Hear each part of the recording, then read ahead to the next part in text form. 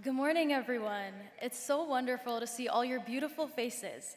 I'm so grateful to be here. My name is Shreya Chaudhuri. I'm a student organizer from UC Berkeley, and I also run a nonprofit called Project Planet, dedicated to building decolonial climate education. It's truly, thank you. It's truly such an honor to be here with you all today. I wanted to start by asking you a question. When you drink tea, what does it mean to you?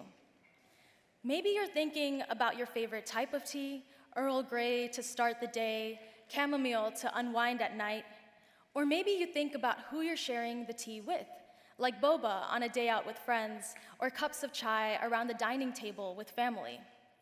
For many of us, tea carries us through our days and is woven into the fabric of our lives. But how often do we think about the hands that make it? I come from generations of tea farmers in Dibrugarh, Assam, a region in India once crowned the tea capital of the world. So for me, a cup of tea is beyond a daily ritual. It holds a story steeped in time. Each sip transports me back to my family's tea farm, but it also makes me think of how colonization, capitalism, and the climate crisis have shaped and shaken their lives. While today, India might be known for chai, this wasn't always the case. Tea plantations and monocrops that drive the current Assamese economy were imposed by the British in the early 1800s to compete with China's reigning tea industry at the time. Thousands and thousands of acres of lush forests were cut down, and a brutal system of indentured labor bound Indians to the land, cultivating a crop they couldn't consume. It was deeply unnatural. Plantations didn't exist pre-colonially. There's not even a word for it in my language. After decades of British exploitation, my grandfather's grandfather, Harish Bakshi, became the first Indian tea farmer in eastern India. In the wake of the 1857 Sepoy Mutiny, one of India's largest anti-colonial uprisings, Bakshi, a prominent lawyer, reclaimed land from the British as his form of freedom fighting. He abolished indentured servitude and rebuilt the local economy. But today, rampant corporatization, land grabs, and accelerating climate change proves that tea farming is still dangerous, revealing that colonial cycles never left. And this story isn't unique to just tea. It's palm oil plantations in Indonesia, cobalt mines in the Congo, luxury developments in Hawaii, lithium extraction in Chile, and ongoing land grabs across the United States.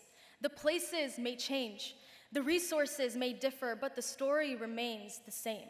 Land stripped, ecosystems destroyed, communities enslaved and murdered.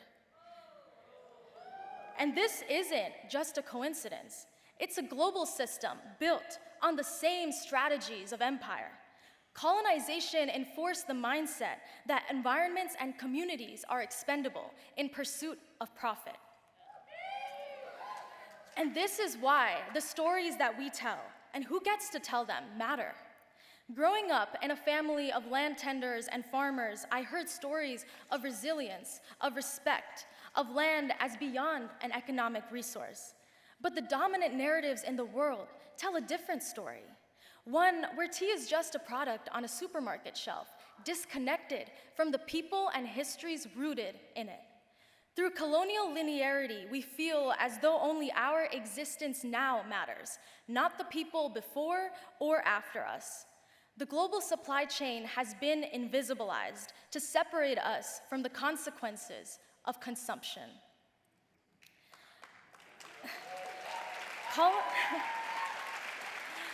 Colonization breeds a lack of respect for people, for land, for life.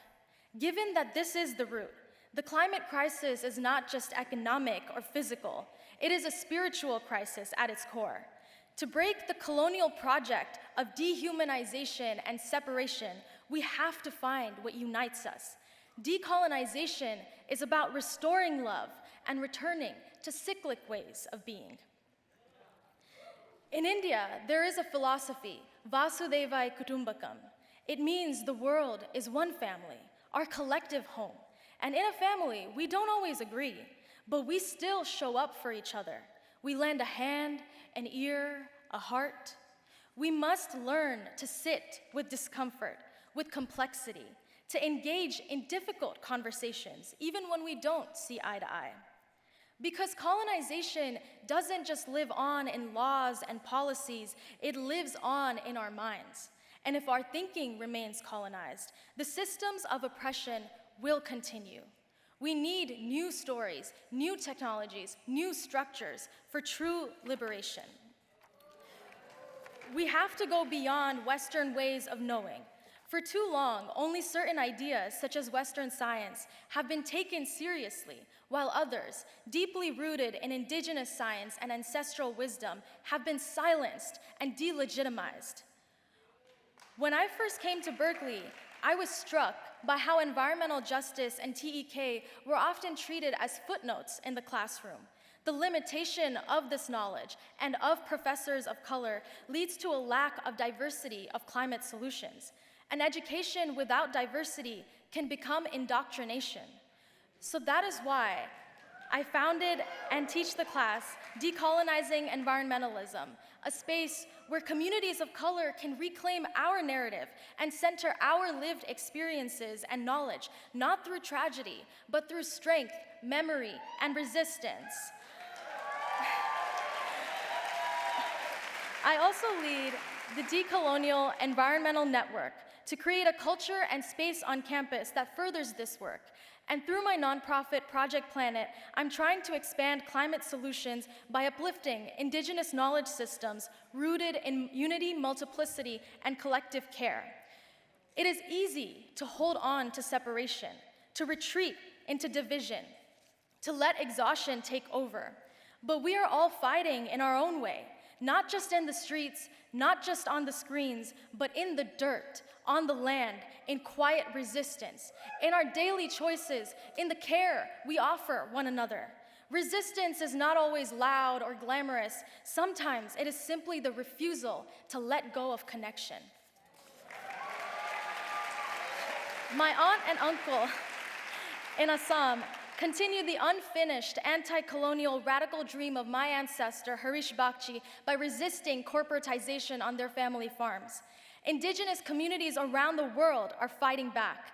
The Bhagavad Gita says, action itself is sacred, regardless of outcomes, so we continue to act and fight in any way we can. In this picture above, my family's tea brand, SIP, sits alongside corporate tea brands in supermarket shelves, and in that, there is resistance and hope. There is always hope, as long as we act together. I leave you with the words of writer Arundhati Roy. Another world is not only possible, she is on her way. On a quiet day, I can hear her breathing. This is more information about our work. Thank you so much for having me.